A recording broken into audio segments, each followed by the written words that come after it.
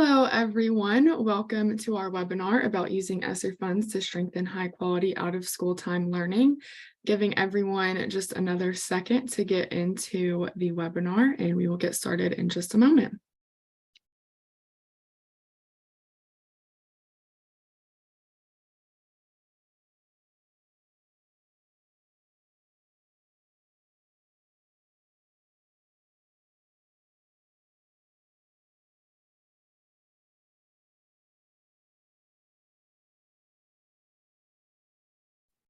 Okay, I think I've seen a little bit of a drop off. Most people should be in now.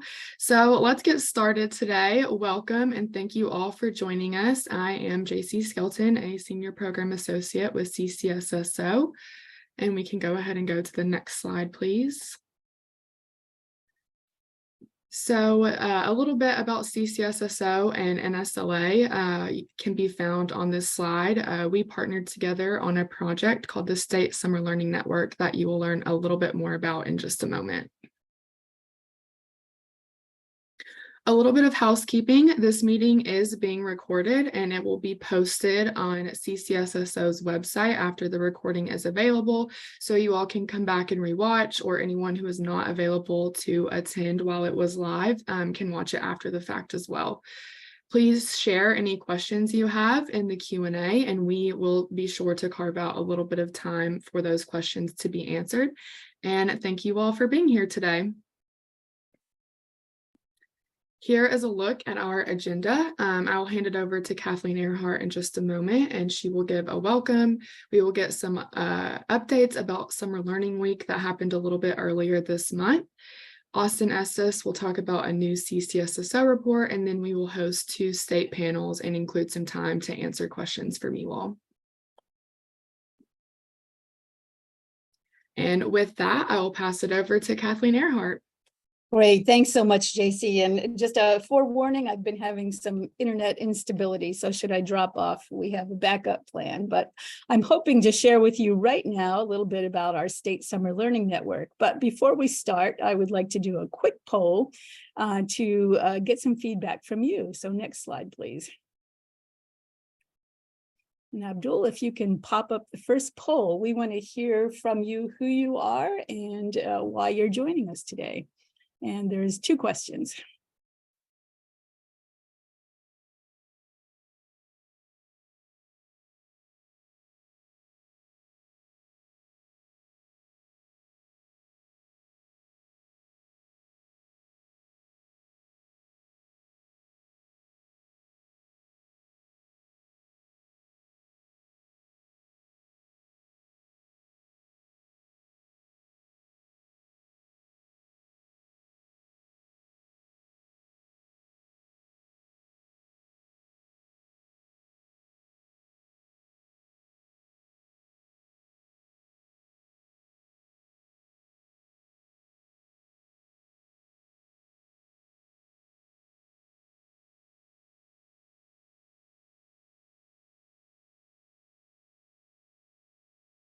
Give you 30 more seconds and then we'll share out the results of our poll.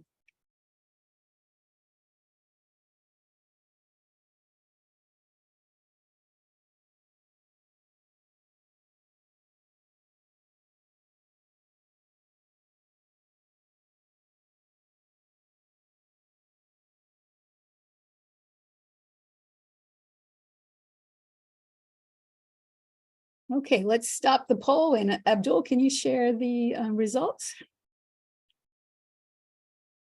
So it looks like 46% of our folks are from state education agency, which we would expect being a CCSSO member, but we also have some out of school time providers, community partners, and funders on the line.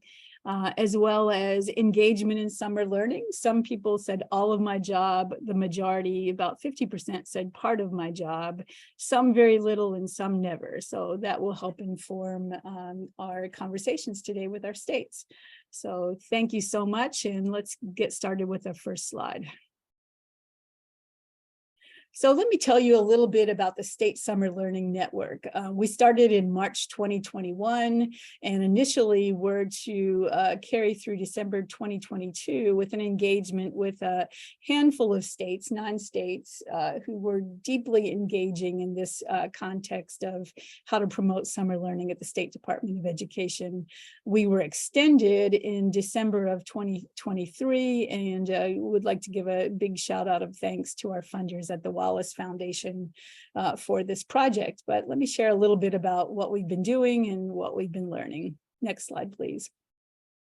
So these have been our technical assistance states: Alabama, Arizona, Michigan, New Jersey, Ohio, Oregon, Tennessee, Utah, initially Virginia, who recently dropped out. And we've done some also some opportunities for all states coming to webinars to learn about the summer learning and the project that we've been doing, such as today. So next slide, please.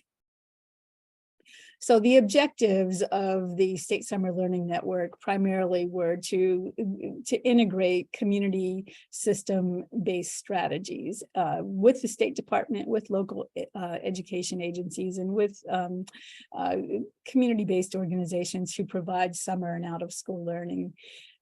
Wanting to elevate effective teacher and education induction experiences, disseminating model policies, and sharing policy and regulatory conditions that best support summer ecosystems, advancing summer quality program standards and positive youth development, elevating best practices in summer learning, and always ensuring a focus on equity and excellence. Next slide, please. So these are some of the challenges that we have had over the past 2.5 years. Is that comprehensive summer learning systems were relatively new to states. And then with all the ESSER ARP funding, it was very reactive initially of how we were going to spend down those funds, how states were going to spend down those funds and align the work of summer learning. There were staffing and personnel shortages, and then building these cross-agency, cross-community stakeholder teams, again, was new to state departments of education. But we also had great opportunities. Summer learning was and is getting lots of national attention. We started shifting assumptions about where learning takes place and creating some consistency between what happens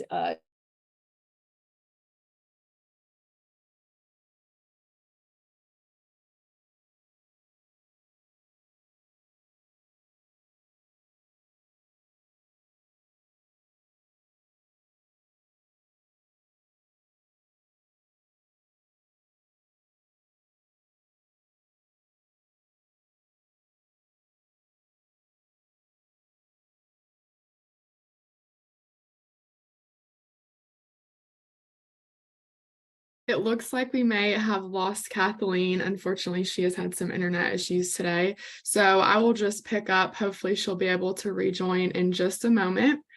So as she was saying, you can see a little bit about the different challenges and opportunities that the Summer Learning Network has sort of brought to our attention as far as what SEAs have been going through with summer learning.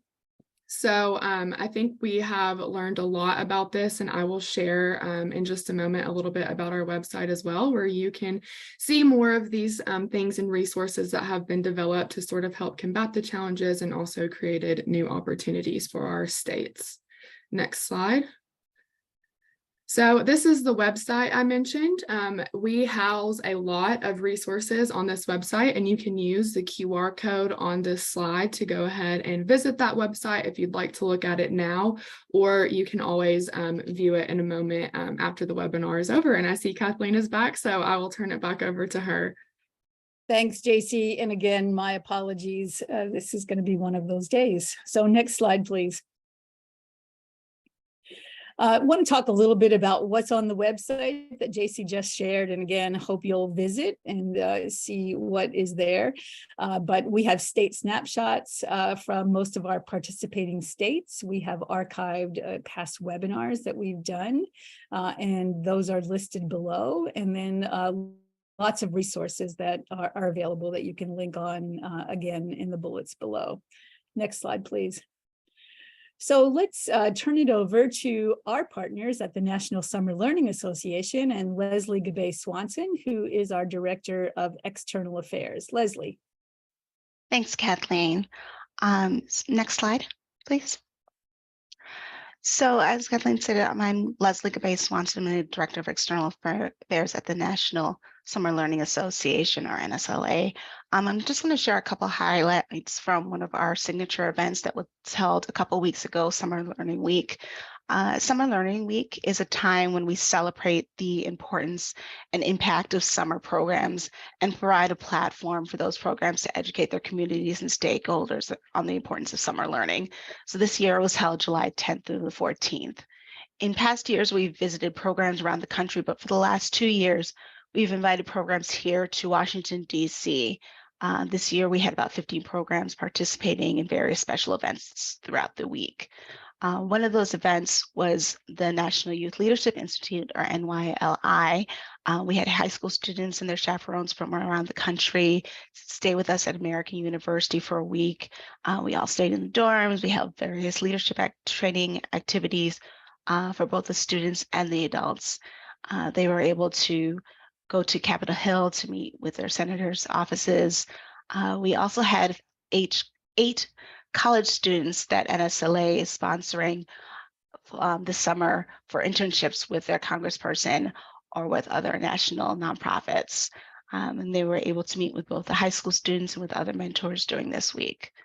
There was also an special event that was held at the U.S. Department of Education to celebrate the first anniversary of the Engage Every Student initiative. There were lots of student and intern speakers and learning sessions, including one on the State Summer Learning Network you just heard about, and another one on Camp School Partnerships, a project NSLA is co-hosting in partnership with the American Camp Association. I just wanted to share a little video from that week, a video that the students created during the week on what NYI is to them and what leadership means to them. We can play the video.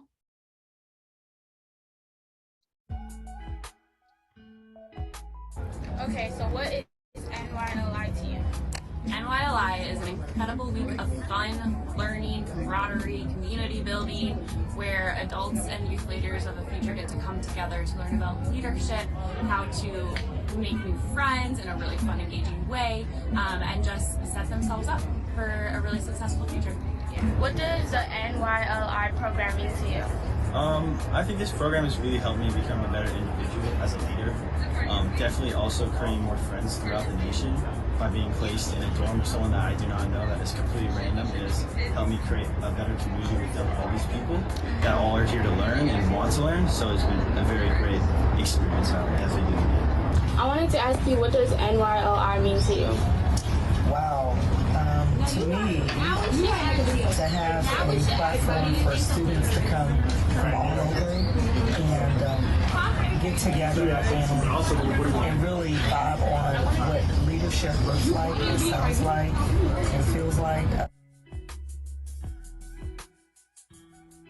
I think our experience at NYLI has been super engaging because everyone here is super welcoming, and especially during the workshops, everyone's willing to participate and put in the effort. I think it's also been very fun and kind of secure knowing that everyone here has the same sort of experience and like-mindedness, wants to do good. So it's very fun and engaging. Yeah. What have you learned this week? This week I've really learned a lot through our activities that we've been doing. There's a listen, and I think my favorite one so far probably has been ways, looking outside the box, not necessarily having to go through, you don't always have to take a certain path, think outside the box, follow. This activity, through the use of making catapults, we were taught to do the most we could with what we had. Hi guys.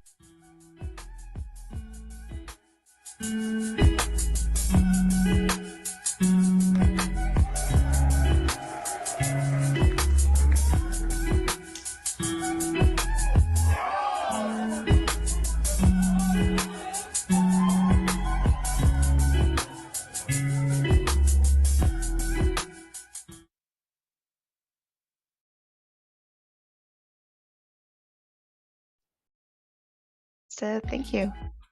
With that, I'll hand things back over to Kathleen. Thanks, Leslie. Thanks for sharing about the National Summer Learning Week. It was really great to be a part of that at the USED event. And I know the students learned so much and had such wonderful opportunity. So thank you to NSLA for providing that opportunity to so many students. So with that, I'm going to turn it over to my colleague at CCSSO, Austin Estes. Austin is the program director for the COVID Relief Data Project, and he's going to share information about a resource, the Road to Recovery. So Austin, you're up. Thank you so much, Kathleen. And thanks, Leslie, for sharing some of the recaps from the event. It sounds like an incredible experience for a lot of the students who were able to participate.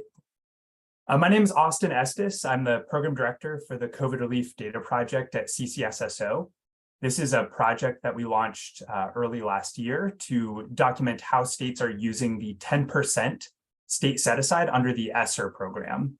And through that project, we've been documenting trends, promising practices, and student outcomes from state-led ESSER investments. And today I'm excited to share some high-level trends and analysis from our latest report, which looks at state investments in after-school, before-school, and summer learning opportunities.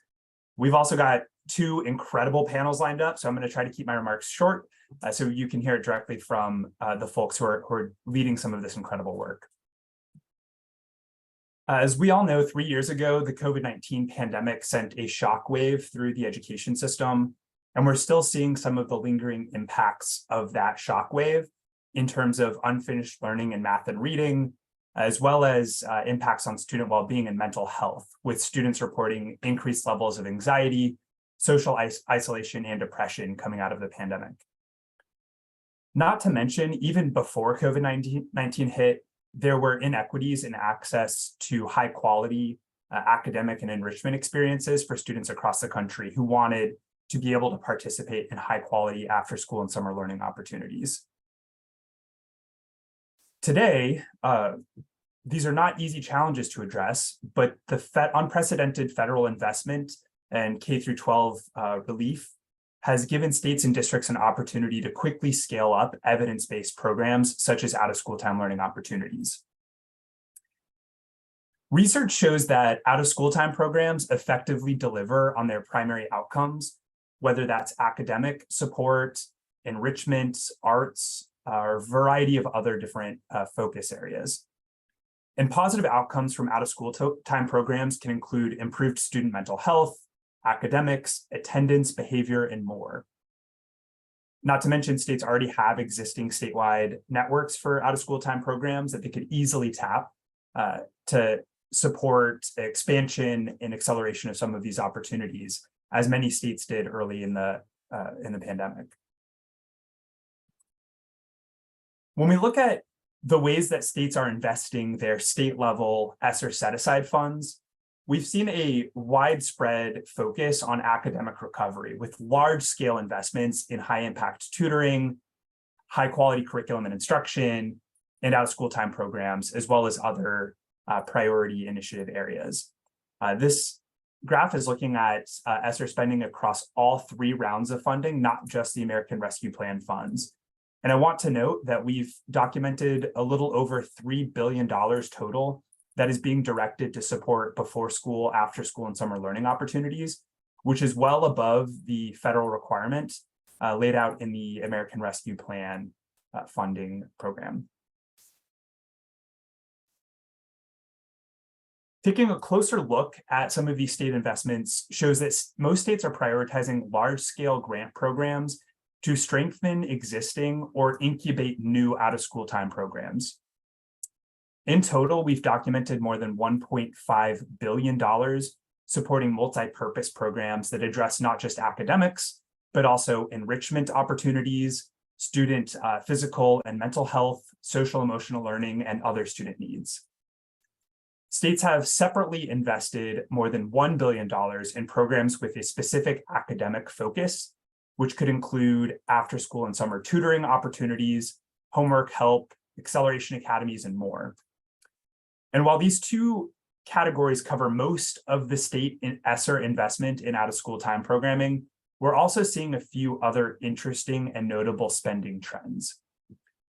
4 states have collectively dedicated more than $200 million to provide microgrants to students and families that enable them to pursue their own out-of-school time learning opportunities. 3 states are leveraging $66 million to support balanced calendar initiatives, which modify the traditional school calendar to support continuous year-long learning.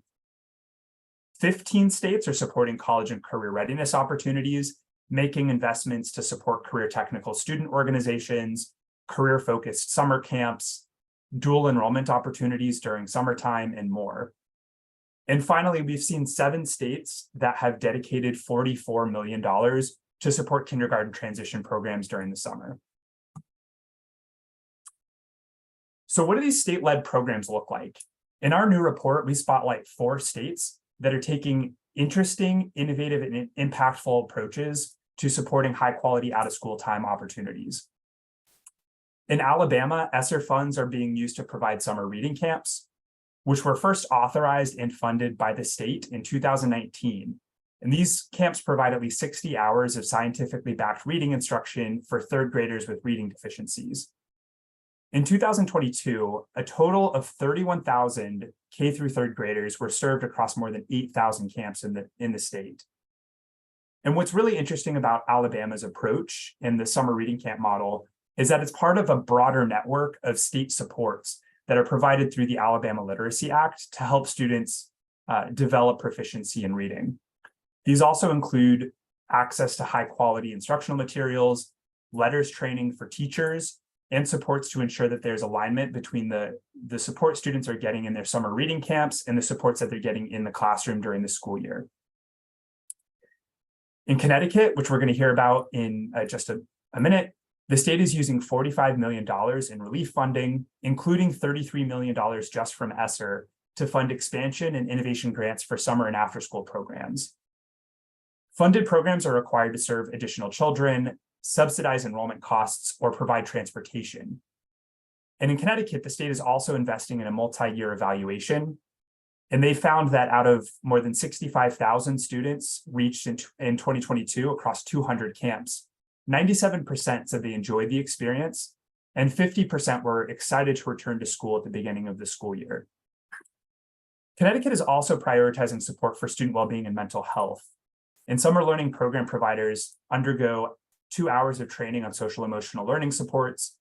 And the state is also providing additional COVID relief funding through the Fiscal Recovery Fund program for mental health trainings and services during the summertime. In Georgia, the Building Opportunities in Out-of-School Time, or the BOOST program, is funded with $85 million from ESSER and is being implemented in partnership with the Georgia Statewide After-School Network. That program provides grants to local providers and is focused on supporting learning acceleration, connectedness, and well-being for participating students. Georgia also made an intentional effort to reach and serve underserved communities that were not previously being reached with out-of-school time program opportunities. They set aside 75% of the community grant funds to reach programs that were serving focused populations, and 10% for areas that did not have existing after-school programs. And today, those grants are serving 97 community-based organizations that are reaching 74,000 youth across the state, and 4 statewide organizations that are serving 89,000 youth. So quite an incredible reach for that initiative. And then finally, Massachusetts is using ESSER funds to scale up an effective model that was first piloted about a decade ago called the Acceleration Academy. This program has demonstrated positive outcomes for students by leveraging pockets of unused time during winter, spring, and summer breaks to provide additional in-person instruction for students in grades 3 through 10. What's interesting about the Massachusetts model is that students are taught in groups of no more than 12 by highly effective teachers who are recruited from across the district, and in some cases from across the state. And we'll hear a little bit more about the Massachusetts model in a minute as well. While we're already seeing some considerable success from ESSER-funded out-of-school time programs, One open question now is what happens after the obligation deadline for the American Rescue Plan funds in September of 2024? Can these programs be sustained? What does that look like? In Massachusetts, Alabama, and other states, annual state appropriations predate ESSER funds, although not at the state level. So there will likely need to be some scaling down of scope and reach of out-of-school time grants once the ESSER funds expire. Nearly half of states have dedicated funding for out-of-school time programs, and others include allow grant recipients and districts to use other funding streams to support after-school, before-school, and summer learning opportunities. We've also documented a number of other states that are considering new legislation to fund after-school and summer programs once the ESSER funds expire. Another interesting approach in Georgia, the statewide after-school network is working to build grantee capacity by providing trainings on topics such as fundraising, management, and accounting to prepare grantees for what comes next. And in Connecticut, the ESSER-funded Center for Connecticut Education Research Collaboration is supporting that multi-year evaluation that I mentioned to demonstrate the impact of summer learning programs. And evaluations such as this help to demonstrate the impact of these investments and build support for sustaining effective and proven programs. You can learn more by reading the full report, which is available online at ccsso.org/ESSER funds. You can also access additional tools, resources, and state examples at that website. With that, I'd like to turn it back to Kathleen to tee us up for our first state panel. Great. Thank you, Austin. Really great information, and excited to dig in a little deeper with two of our states. So we'll go ahead and go to the next slide. And we'll introduce first the Connecticut panel. Next slide, please. So today we are joined by four folks from Connecticut, and I am going to introduce Ajit Gopalakrishnan, who is the Chief Performance Officer at the Connecticut State Department of Education, and he will introduce his panelists. So Ajit, it's yours. Great. Thanks, Kathleen. Thanks, everyone, for joining to hear our story. As she mentioned, my name is Ajit Gopalakrishnan. I'm the Chief Performance Officer for the Department of Education here at the state of Connecticut. I oversee things around data assessment, accountability, and if you're wondering why I'm doing summer enrichment programming, that's a long story for another day.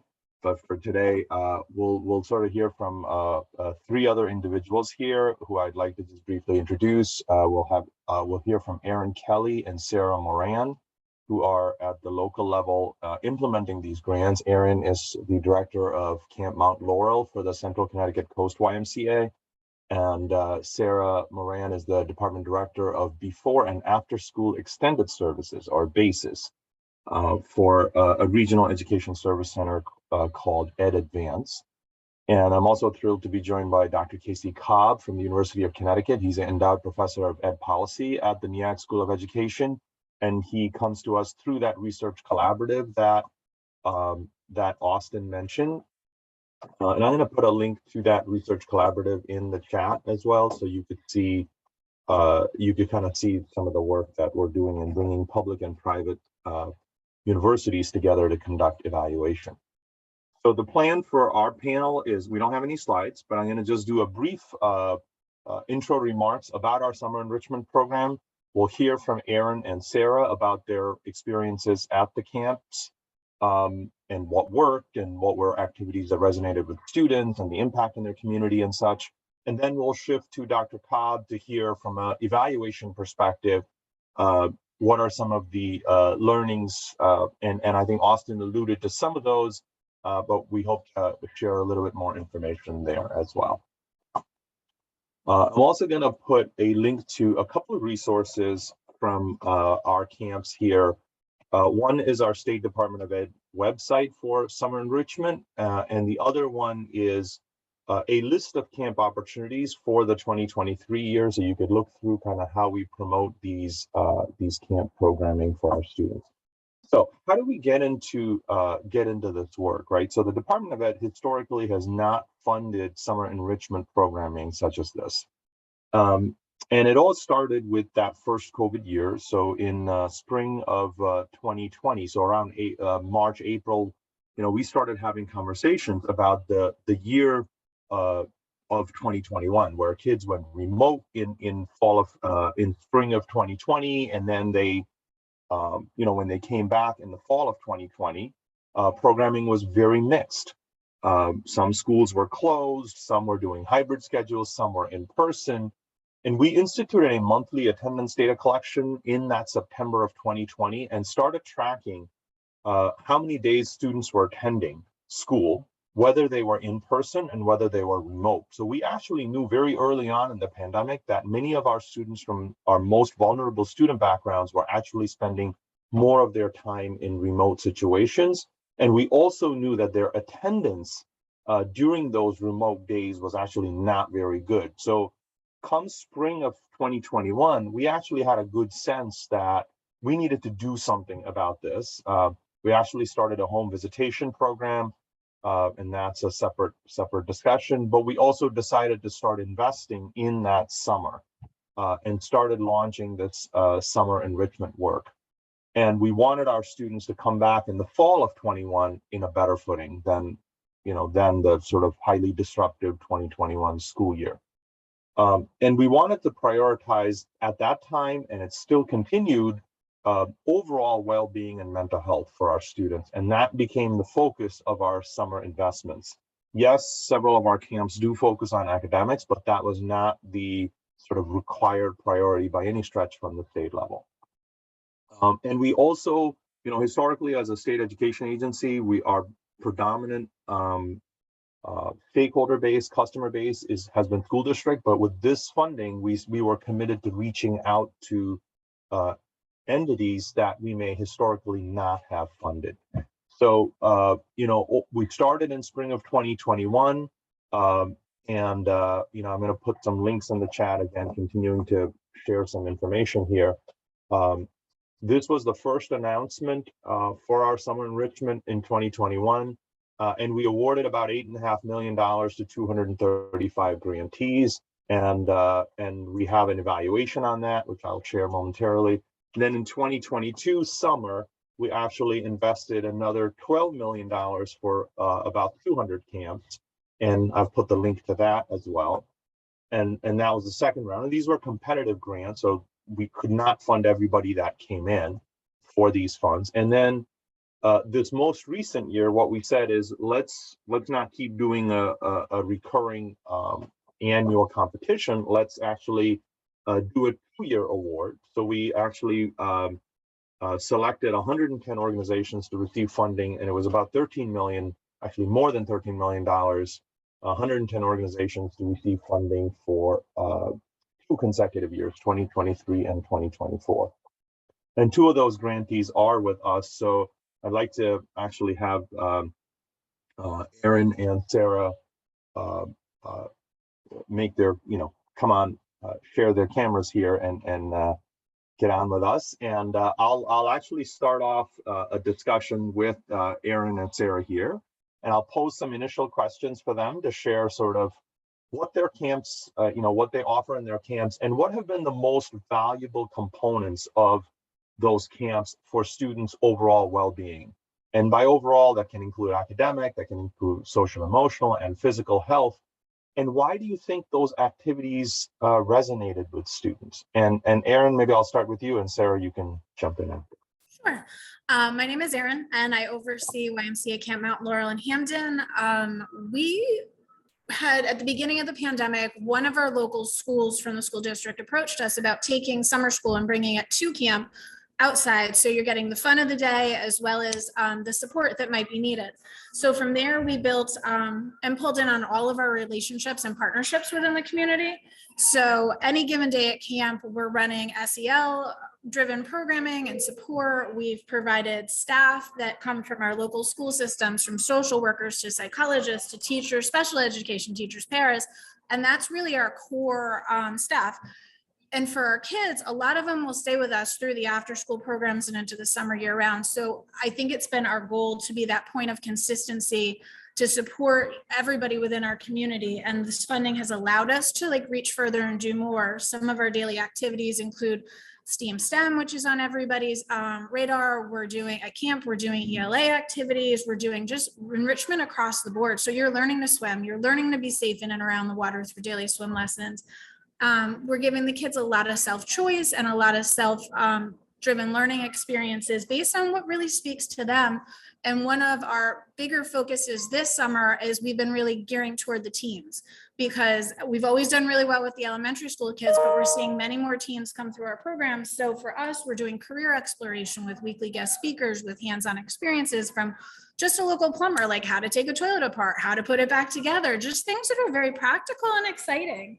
We're bringing on-site field trips. We've removed the barrier for cost for transportation, for scholarship, for attendance, anything we can do. We're doing breakfast in the afternoon snack. We're helping provide lunches. So really removing barriers and providing an equitable experience has been the goal. And each year we continue to grow. The kids are excited to be at camp, and some of our older teams have now graduated on and become part of the staff, the lifeguarding staff through an aquatics leaders program. So there's so many benefits. And it's just been all because of the funding we've been able to receive to just further, reach into our community and do more. Great, thanks, Erin. Sarah? Hi, I'm Sarah Moran. I am the Department Director at Advance. We are a Regional Educational Service Center. We currently have 3 summer programs, which each received this grant. And we have been able to do amazing things. And I'm going to repeat some of the things that Erin said. And I think that we're doing the same things and having the same ideas because we know what the kids needed and wanted and what the families needed and wanted. And this funding gave us the ability to do that, which is just so big. So we've done a lot of the same things. We have been able to provide free breakfast and lunch, and we've always given snacks. So free breakfast, lunch, and snack. We give the children the opportunity to get off their screens and move around and be outside, be inside, but off of screen for a while. One thing that we've always done is field trips, but we've always had to charge the families extra for those. And so through this funding, we've been able to take that away, and we've been able to go on field trips for free for families. And those are experiences that some of the children would never get to have otherwise. So that's been really huge. And you can tell a field trip day, our enrollment is higher on field trip days. Those are experiences that the families and the children are really looking for. We have other enrichment opportunities. We have the Science Center coming to us. We have yoga teachers coming in and doing some mindfulness with the students. We have music instructors coming in and giving music lessons. Probably the biggest barrier we were able to take away was the tuition. We always charge tuition for our programs, and we were able to make it free to families. We saw our enrollment more than double, almost triple. And quite honestly, it would go higher if I could hire more staff. We still have a wait list, but we went from one of our programs went from about 20 children a day to 65 a day. And again, we have a wait list at that program. So it has had an effect on the community and the families, and they are definitely looking for these kinds of experiences. The other thing that is really big is that we've been able to, and you touched on this too, Erin, we've been able to hire social workers and behavior support staff, which has been really important to our families and to our children. The social workers will come in and talk to individual children if there's been concerns, or they just look at incident behavior reports, and then we'll review them with the students, talk to families, offer resources. It's really been a significant difference in our program, and being able to provide the supports that we've seen are needed since COVID, because we are dealing with the kindergarten through 6th grade. And those are the children that really didn't get that socialization during COVID, and they're still working through how to be in groups. So that's one of the biggest things I think that the summer program provides. We do have a reading time and an academic time, but that's not really our focus. Our focus is really the whole child and being able to touch on a little bit of everything that child needs. I think that's Sarah, you spoke about the pandemic, coming out of the pandemic, right? I mean, what kids went through in the pandemic, and that they're still getting back to sort of where they would be. I wondered, Aaron, if you wanted to jump in on that point too, to sort of speak, and Sarah, you can elaborate as well. What about coming back from the pandemic has been different in terms of how you've had to respond with the types of programming and supports you provide? And Aaron, you can start on that one. So I think from the social, emotional, and behavior standpoint, that's where we really saw a big escalation in behaviors. And the way we've responded to it is by hiring the social, emotional coaches and really relying on the expertise of the staff that we have from their backgrounds in the non-summer part of the year to provide that support. The social emotional learning workshops that happen, we use our consultants from the school year to support the summer time as well. But we've also kind of taken the approach where the Y has always been about youth development. We've gone from the whole approach to raising the whole child. So we've been working with community partners from, it's not just about attending summer camp, but it's like connecting people to food pantries, connecting people to mental health resources, to draw upon our partnerships and open doors for conversations for families who may need additional support outside it. And it's just working with a lot of third-party entities too, to provide the outlets of the socialization, to allow for the reentry into a social setting. And how do we use our words instead of immediately wanting to use our hands to solve a problem? Because when you're at home and it's yours, and then you get back out into a group setting, we have to learn how to navigate conflict resolution. So it's putting the right tools and people in place to help navigate that for the kids and foster the redevelopment of those skills. And Sarah, did you want to elaborate on that point as well?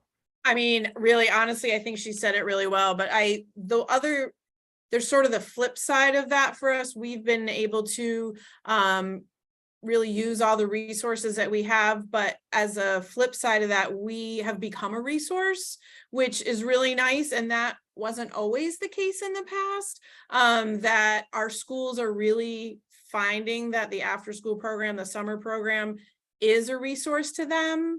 And we have established much stronger relationships with our school districts.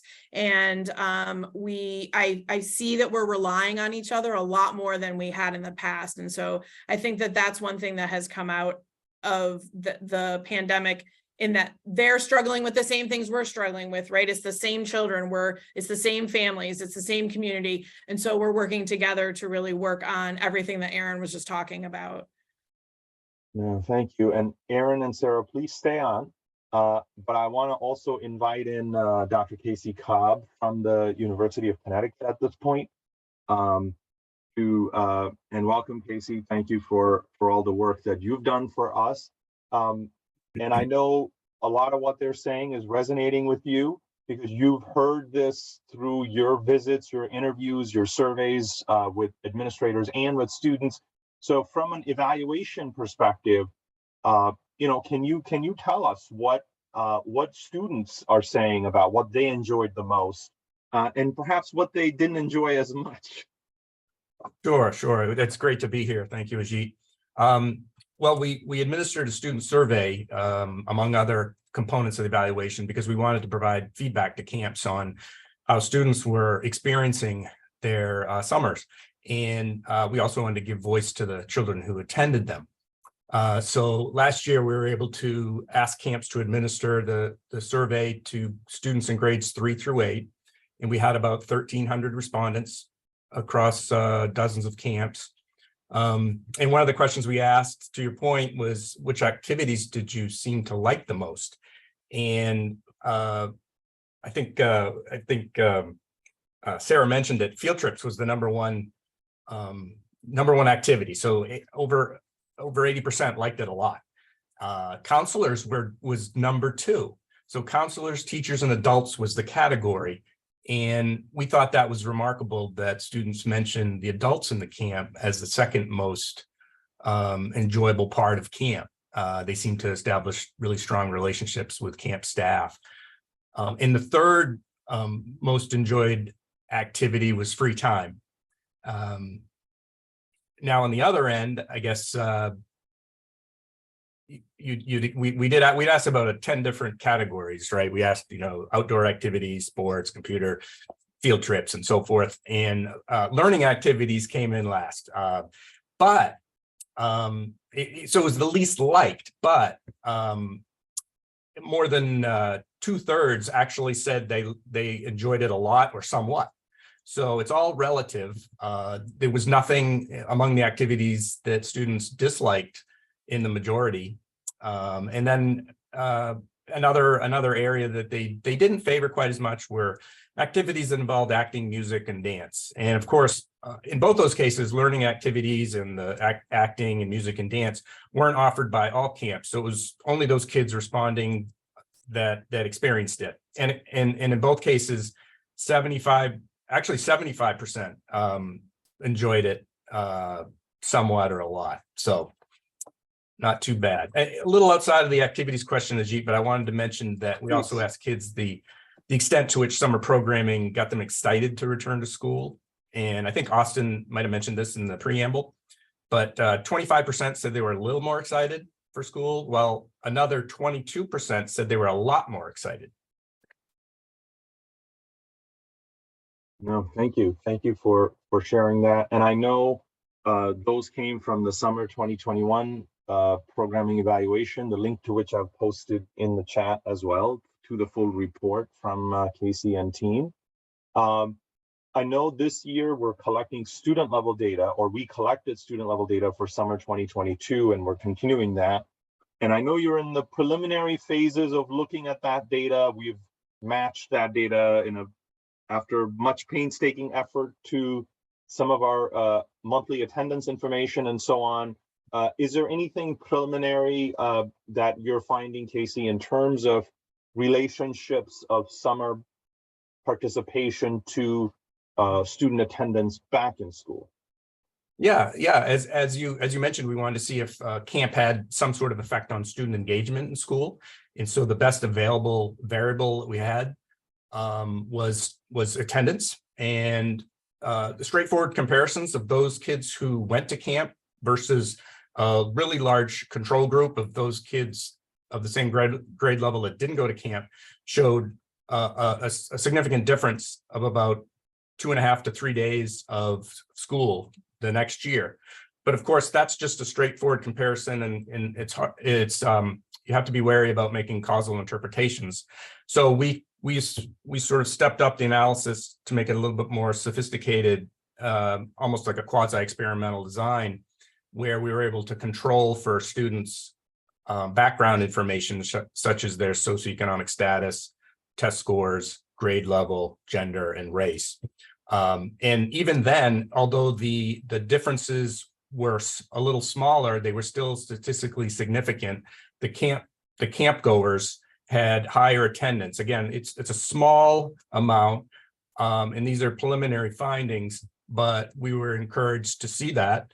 And we also examined, if you the extent of the treatment, if you will. So we had we were able to compare students who went to at least 1 day of camp versus students who had at least 20 days of camp.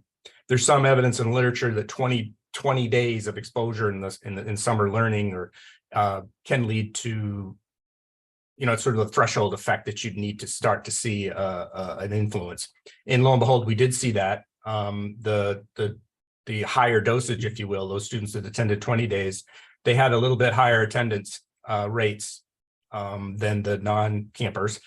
Again, if you think about this, this is a real stretch to think about, to make the causal inference about students going to camp and then the following year in attendance. But we do see differences. And the other challenge is the attendance variable has a ceiling effect. So a lot of kids attend 100% or not on the upper 90%. So that really limits your ability to determine an effect, or at least witness an effect. So with those challenges, we still saw, some level of increase in attendance the following year. Right now, we're looking at the effect on chronic absenteeism, which Connecticut and I think the federal government, they define as 10% absences during the school year. And that so far, that's showing differences again with those in the camp group having far fewer chronic absences or chronic absence in that group. So I'd say that in some, these are, you have to be wary of the causal inferences here, and the differences aren't, large, but they're statistically significant, and they're also headed in the right direction. So as dosage increases, attendance goes up, even as grade level increases, which you'd expect, attendance is a little bit higher among the campers. Great, thanks, Casey. I think we're running up on time here, so I want to thank all of you for sharing your experiences and bringing your expertise to this discussion. From the SEA perspective, we are going to continue to lobby our state legislature for that sustainable funding to continue this program past these federal relief funds, and the evaluation work that Dr. Cobb is doing is going to be immensely helpful. With our home visitation program that I mentioned earlier, we're not discussing necessarily that today, but in that program, we did conduct another rigorous evaluation with some higher ed faculty, and we were able to make that case to the legislature for sustainable funding to continue that program. So I'm hopeful that we can do that here as well. So I again, thank you to the Connecticut team for jumping on, and Kathleen, I'm going to turn it back to you. Thanks, Ajit. And we do have one question that someone posed. Let me read it. I think probably for you, Ajit, but anyone feel free to jump in. As Sarah mentioned, since many of these school CBO partnerships are new and or becoming more effective, has any data been gathered from adult participants to help understand the effort and impact of true collaborative partnerships? And how do those strategic partnerships impact student outcomes? I'm actually going to see if Aaron and Sarah want to address that, in the sense that your relationships, and I think Aaron, you talked about how you're closely tied in with the school community locally, but I'd be curious to see if you want to elaborate on your partnerships with your school communities and how that might perhaps have been strengthened with these events. So for us, we are tied in with our school community, but this summer we've gone a step above and beyond and tied into the family resource centers that are attached to the school system. So we've used that as a referral process as well. So we're tapping into all the resources, and within the town, we're working with the community center as well to provide opportunity that may not otherwise have been available to go through there. And it's something that we carry on through the year. We develop it deeper and deeper all the time, and just varying like what we're offering throughout. So we have students primarily from Hamden and New Haven. We're working with Concepts for Adaptive Learning, which goes by CFAL in New Haven, that also works with the school system to teach things such as like internet safety, robotics, coding, and just creating accessibility. So for us, it's just really growing it and offering more. And that's been our path forward. Yeah, and for us, we do run our programs in the public school buildings. So we've always had a relationship, but in the last 2 years, we've had the districts come to us and say, we're offering summer school on these dates. How do we partner to create wraparound services for families so that there's no excuses for the students coming to summer school? And the districts will provide transportation if needed to get to our programs if we're not in the same school building. And we are in 3 different districts to do this work, and all 3 districts have approached us with this and making sure that we can support their summer school programming with our care and our wraparound services. So that's been a noticeable thing for us in the summer. That's great. Yeah, I think that your comments to me affirm the point that the school district is not an island unto itself working with the kids. It exists in a community, and if we truly want to turn outcomes for our students around, we really need to rely on all those partners. And you've both spoken to so many of those partners, whether it be in the nutrition space or in the mental health or family support space. I mean, all those are important. We've seen that over and over again. So Kathleen, I don't see any other questions in the chat or the Q&A, so I will turn it back to you. That's great. Thank you, Ajit. Thank you so much for bringing your panel today. Casey, Aaron, Sarah, really great insight. And I certainly wish you all well in continuing this work in Connecticut. So if you could pull up the next slide, Austin, I want to introduce the Massachusetts panel. And next slide, please. So today I'm going to introduce Thomas Zorick, who is the Director of Strategic Initiatives at the Massachusetts Department of Elementary and Secondary Education, and he will introduce his panelists to talk about the work ongoing in Massachusetts. So Thomas. Hi, thank you, Kathleen, and thank you everyone for the opportunity to share with you all just a little bit about the acceleration academies that we do here in Massachusetts. I have two great panelists here with me today, Heidi and Malik, who have been actually implementing the acceleration academies even prior to, or their districts have prior to receiving ESSER funds, but they have some interesting ways in which they've used ESSER to expand on the academies or plan to expand in the future. So after I give just a little background on the academies, I'll be handing it over to them to really provide insights in how the academies work on the ground. So just a little background about myself as well.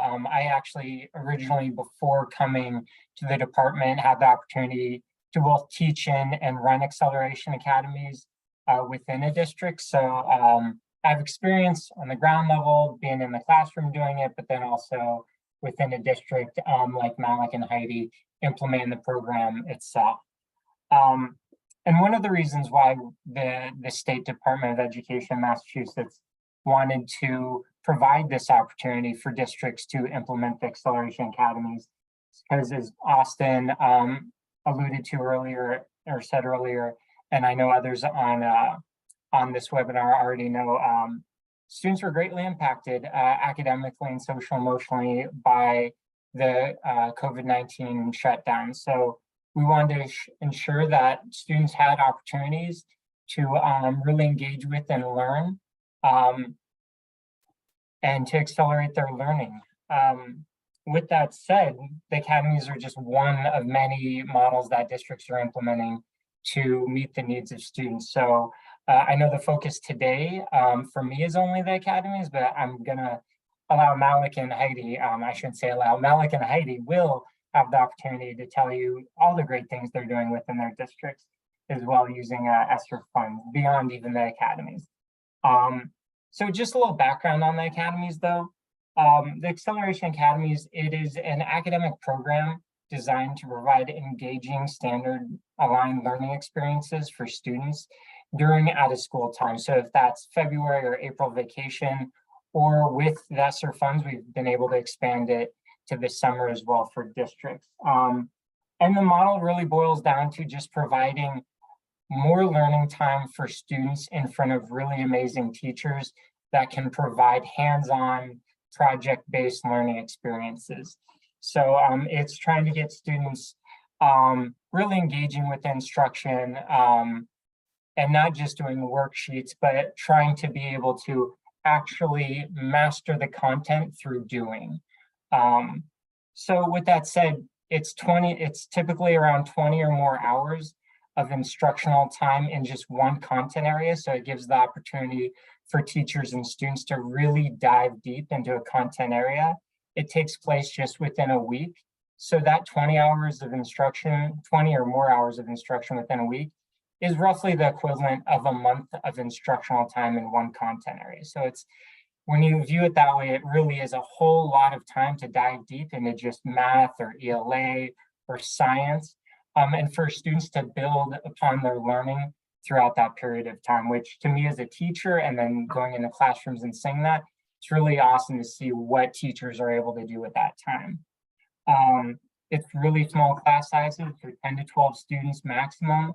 they're with the same teacher for the entire week. I know some districts kind of alter that a little bit, where it may not be with the exact same teacher for the entire week to really build upon like the expertise of some of the teachers in the academies. But for the most part, that group of students, 10, 12 students, is with that one teacher, so they can also build relationships and really get to know each other. And a key to this model as well is there is no standard curriculum. Districts are asked to look at their data, determine what the focus standards should be for the academy week, and then provide that information to teachers saying, this is what we want to focus, you all to focus on, but it's really up to the teachers and their expertise to develop lessons that really meet the needs of the students that they'll be with for the week. So teachers are given that autonomy to try out new and innovative approaches to learning if they choose, or to take high quality instructional materials that the district already has and build upon those materials so that they can provide great learning experiences for their students for the week. To help districts in implementing the program, the department does provide a guidebook just outlining the basics of instructional expectations, and then also guidance on student recruitment and teacher recruitment as well, because as Austin mentioned earlier, not only do districts have the opportunity to hire, their high quality staff within their district, but the department also encourages them to look beyond their district and bring in, if possible, teachers from not only outside of their district, but also outside of the state. So the ESSER funds can't be used necessarily to fly in teachers from out of the state, but districts, if they choose, could utilize some of their own funding to do that as well. Because we really want the focus to be finding the best teachers we can put in front of students for that week. And over this past 2 years, so I would say fiscal year 2022 and this past fiscal year that just wrapped up, 2023, the department has provided really as much funds as needed to ensure any district who's interested in running an Acceleration Academy program, why either during the school year or the summer can. So there's been a grant for summer Acceleration Academies, which were originally focused on early literacy and math. That's now been expanded actually in FY24 to early literacy, ELA, and English and math.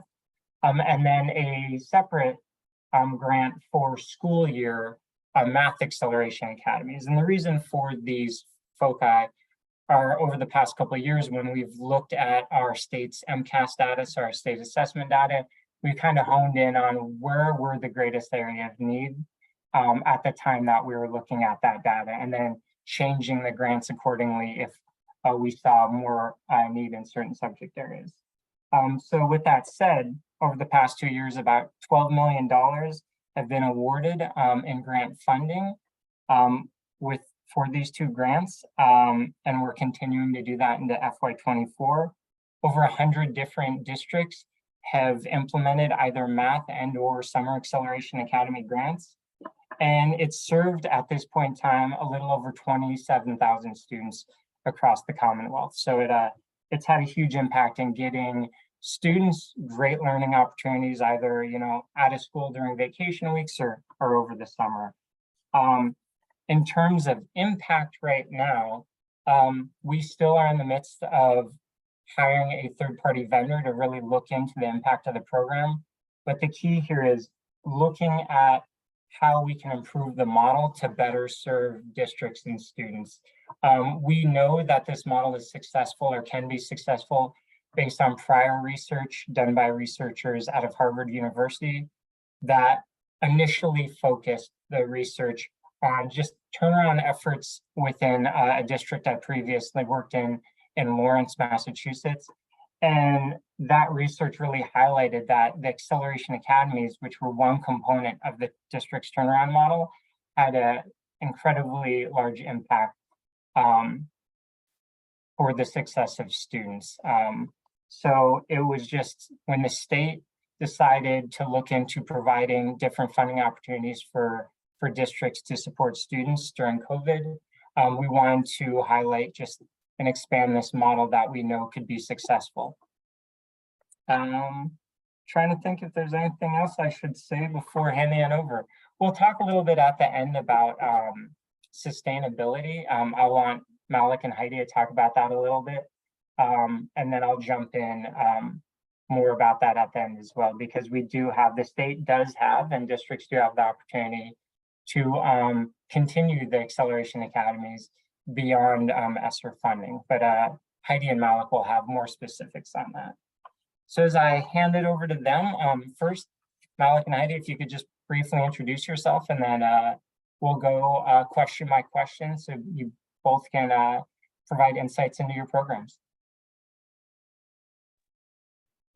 Sure, I'll start. So my name is Malik Haushan. I am the Director of Extended Learning for Chelsea Public Schools. I oversee all of our outside of school time programming.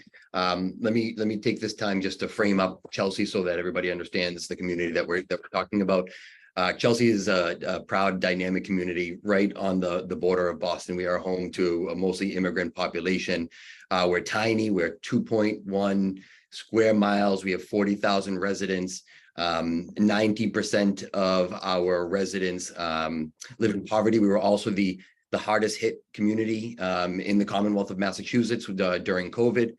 Specifically on our public schools population, we are 88% of our students identify as Hispanic and Latino, 85% are non-English speakers first at home.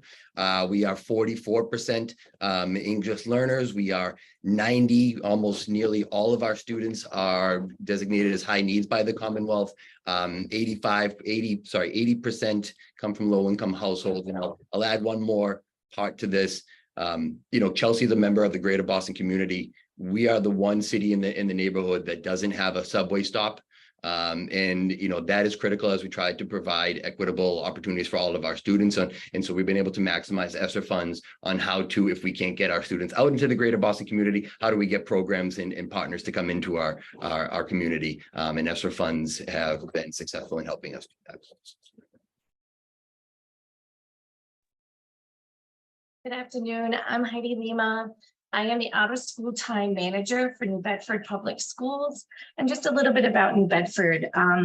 We are an urban coastal community that is located in southeastern Massachusetts. We're about 50 miles or so south of Boston. We have about 12,500 students in our 19 elementary, 3 middle, and 3 high schools. Like Chelsea, we also have a really high population with a lot of diversity. So we have about 44% of our students are Hispanic, 36% white, 14% are African American. 43% of our students have a first language that is not English. And we have about 26% of our students who are classified themselves as English learners. Our students come from many different countries such as Cape Verde, Portugal, Haiti, Guatemala, Honduras, El Salvador, the Dominican Republic. We also have a lot of students who are of Mayan descent that come from the mountains of Guatemala and speak the Quiche language, which is predominantly a spoken language. So about 87% of our students are considered high needs, with 81% being considered as low income families.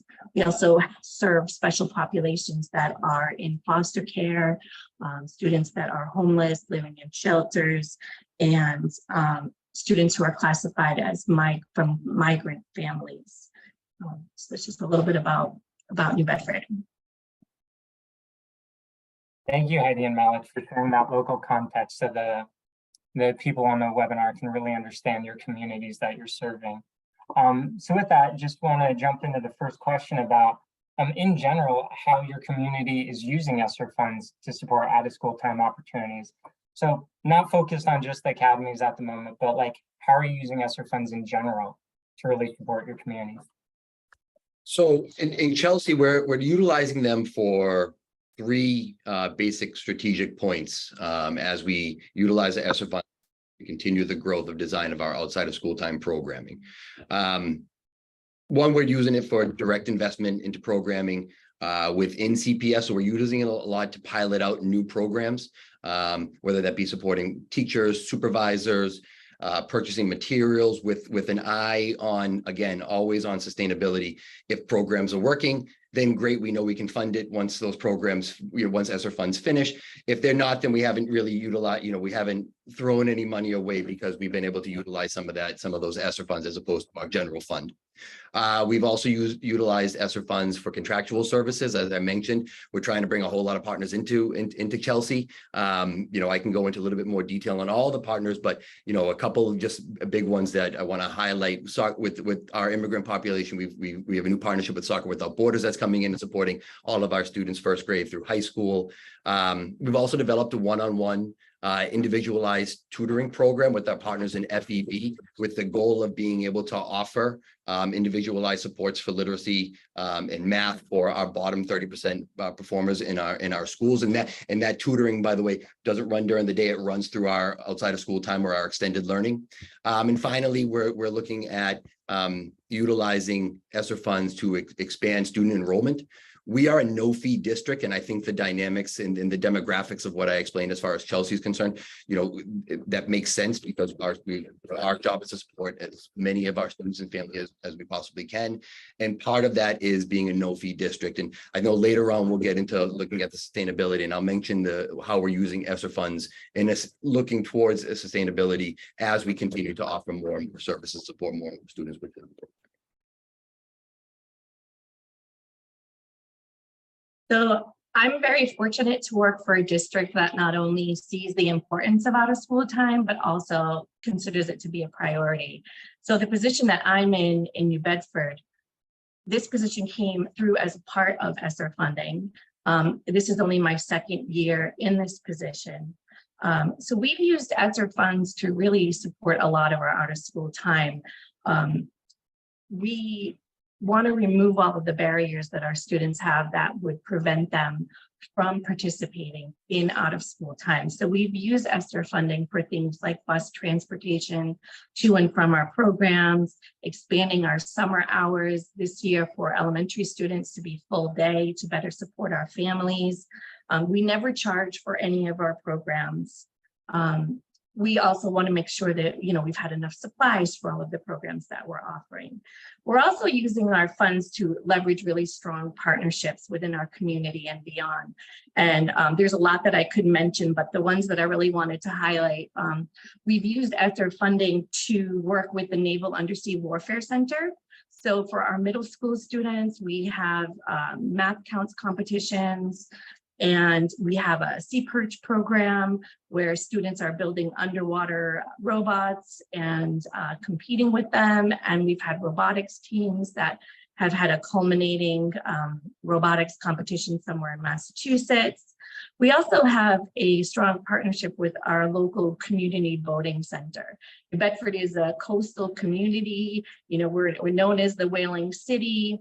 And so we worked really, really well with the community boating center. We had also middle school programs where students were building model boats. We also combined our middle schools to build a working Bevan skiff boat from scratch this year, where students from each school worked on building it, and they launched it in the water at the end of the school year and got to go out on the water. We're also piloting a program, a Learn to Sail program, so that our middle school students can start to learn to sail. We started it with one school last year, and we're expanding it, utilizing ESSER funding to bring this to all of our middle schools in hopes that we can build the capacity to have a sailing program at the high school.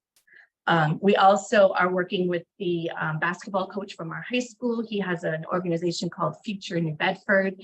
And so his program is about teaching students how to be a whaler, what it means to be a New Bedford whaler, and building SEL competencies through the game of basketball. We also utilize ESSER funding for professional development for our teachers. We have a strong commitment to project-based learning. And so we've used ESSER funding to provide professional development, whether it's through the Acceleration Academies or our summer programming, so that our teachers can provide those really high quality, hands-on, deeper learning experiences that are relevant and reflect the cultures of our students. So ESSER funds have supported our after-school programs, our summer academies, our acceleration academies that are in the school vacation weeks. And so we just have really, really grown our OST opportunities for students. Thank you, Heidi and Malik, for sharing. Again, I wanted to ensure that you both had the opportunity to really share all the great things your districts are doing with ESSER funds. Before we get into specifically the Acceleration Academy grants, and just note to everyone out there as well, as I mentioned before, both Chelsea Public Schools and New Bedford Public Schools were actually working with the department prior to COVID on implementing Acceleration Academy. So they were and are receiving state funds as part of a smaller pilot, but then are also using ESSER funds to expand on what they're doing with the academies within their district. So with that said, how is your community or your district now using ESSER funds to either expand on what you did this past year or for this upcoming school year? Again, Malik, we'll start with you. Sure. Yeah, so as Thomas, as you mentioned, we've been a Acceleration Academy community for years at this point. The focus has always been on our high school and our middle schools, as a lot of times the funding has kind of attached itself to some of that statewide testing or our MCAS tests. As Acceleration Academies has kind of shifted, our mentality about how we're utilizing our funding, and specifically for acceleration, has shifted as well. We moved to a slightly different model, working at STEM, team learning, but specifically ESSER funds moving forward for next year will really be focused on expanding from our high school to middle school down to our elementary school. So we will be working on piloting out an elementary school program with hopes that it will show, the data will show that it's been fantastic, whether that's anecdotally or through actual mathematical data. And again, if it, like we're doing with a lot of our other pilot programs, if it grows well, we will figure out how do we do the funding, because our students and our families need it and they deserve it. And I expect it to go well. And hopefully, Thomas, you and I can have a future conversation about maybe the state helping us with some of that funding as well. But specifically for Acceleration Academy, we're looking at utilizing it to expand into our elementary school.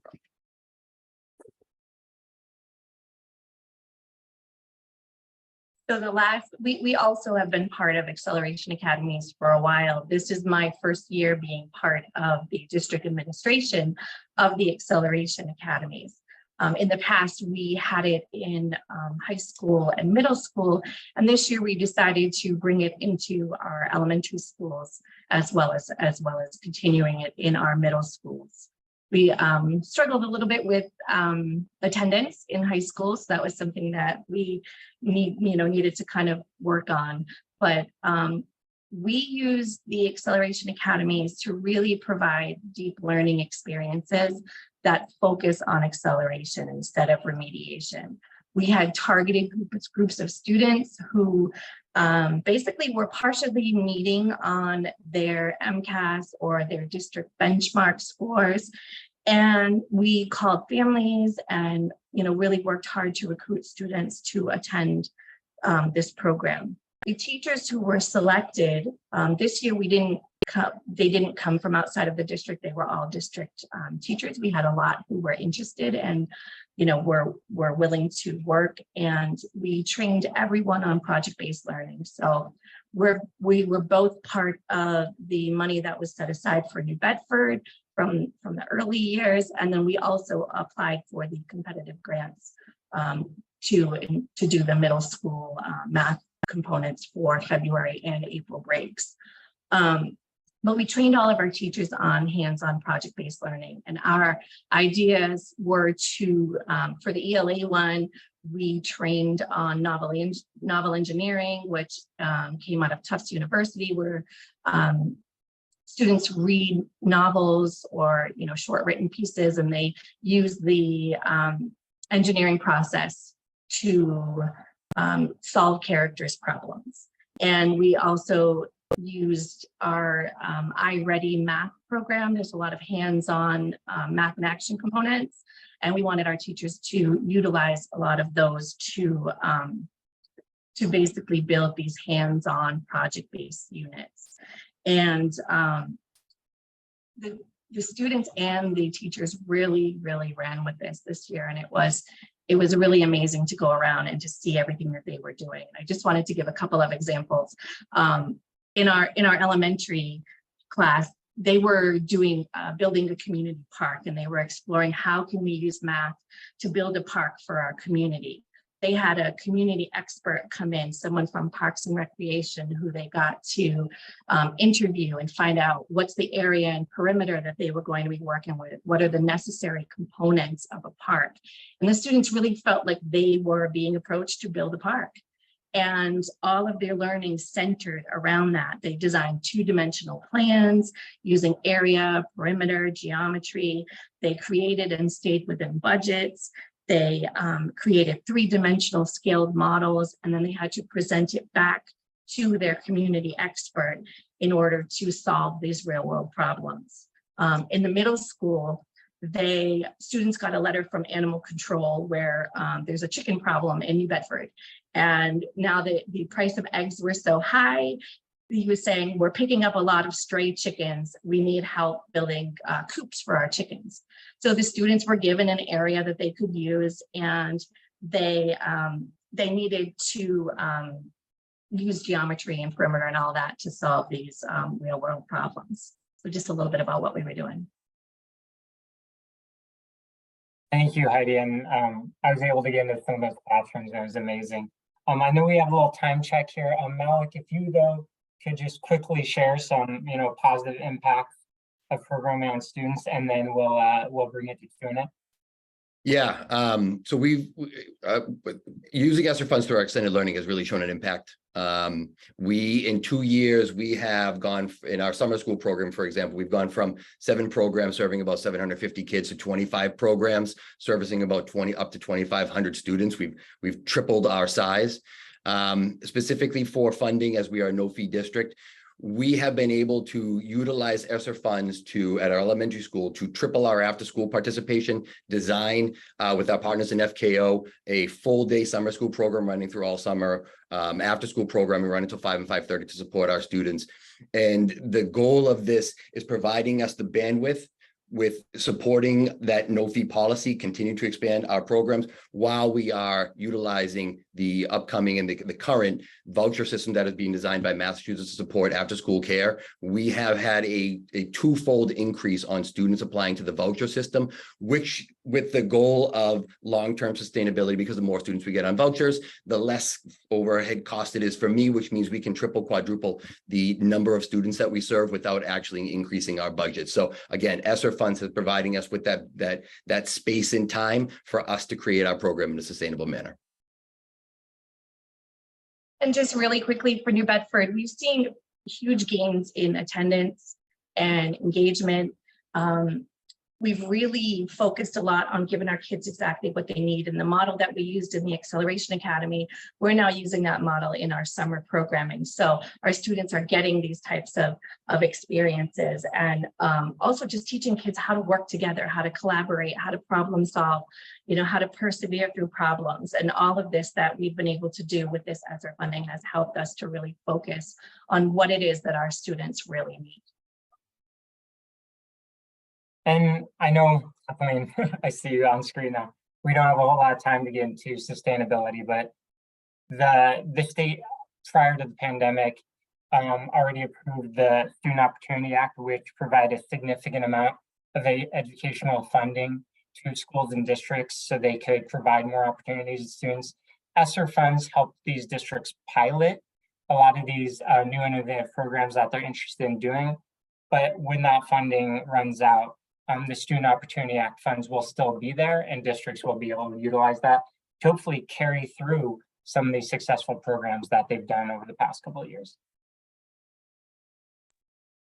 So thank you, Thomas. Thank you, Malik. Thank you, Heidi. We will not get to all the questions that are in the chat box, but our speakers have kindly offered their email addresses, and you'll get a follow-up email with that information. And I know anyone would be glad to speak with you. But let me ask one question that kind of overlaps with each is, have any of you looked at the state level or at the local level, sort of this intersection of 21st century learning funds with your SRARP funds? Yeah, I can say for us, we definitely have. We are a recipient of 2 21st century grants. We just applied for 2 additional ones. So all of that work, again, the elementary school partnership that I had mentioned, a large pool of those students are maximizing 21st century funds. We're filling in the gap with our ESSER funds and eventually the voucher system. But we, in our small city, in our small school district, we currently have 2 21st century grants, and we just applied for 2 additional ones. I can pretty much mirror exactly what you're saying. We have currently 3. We've also applied for 2 more. We also participate in the student internship program that I know somebody mentioned in one of those comments. So we're always looking for, more opportunities for our students, and the ESSER funds help to support that as well. Great. Well, thank you so much. Thank you for being with us today.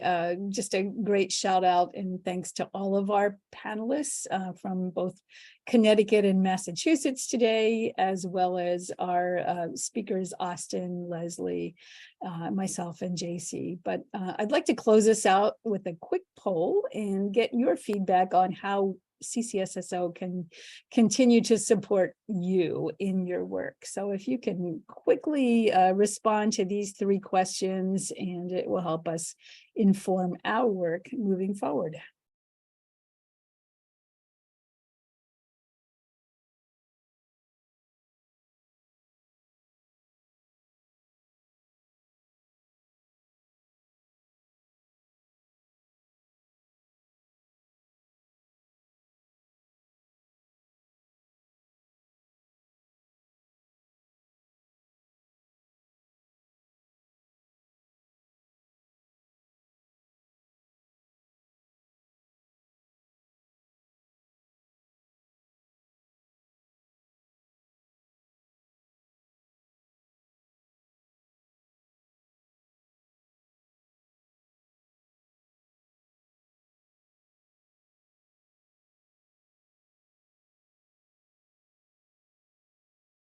Give you all about 30 seconds to continue the poll.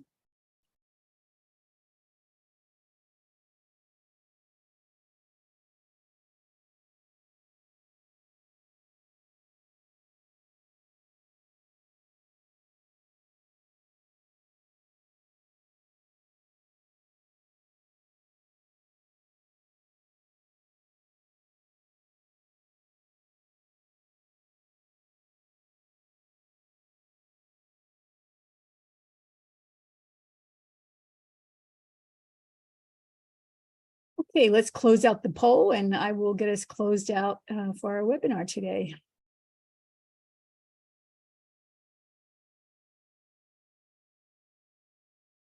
So we know that many of you have the same efforts as our SSLN states in a combination of academics and social emotional supports for students. The state's greatest challenges, no surprise, staffing and sustainability and funding continue to rise to the top. And how can CCSSO continue to support your state's efforts? Webinars, resources, networks all received a number of responses, and we will continue our efforts. So we hope to see you online a little bit later this year for some more work on summer learning and how we can support. But thanks to everyone today, and with that, I will wish you all a wonderful day and look forward to seeing you soon. Bye-bye.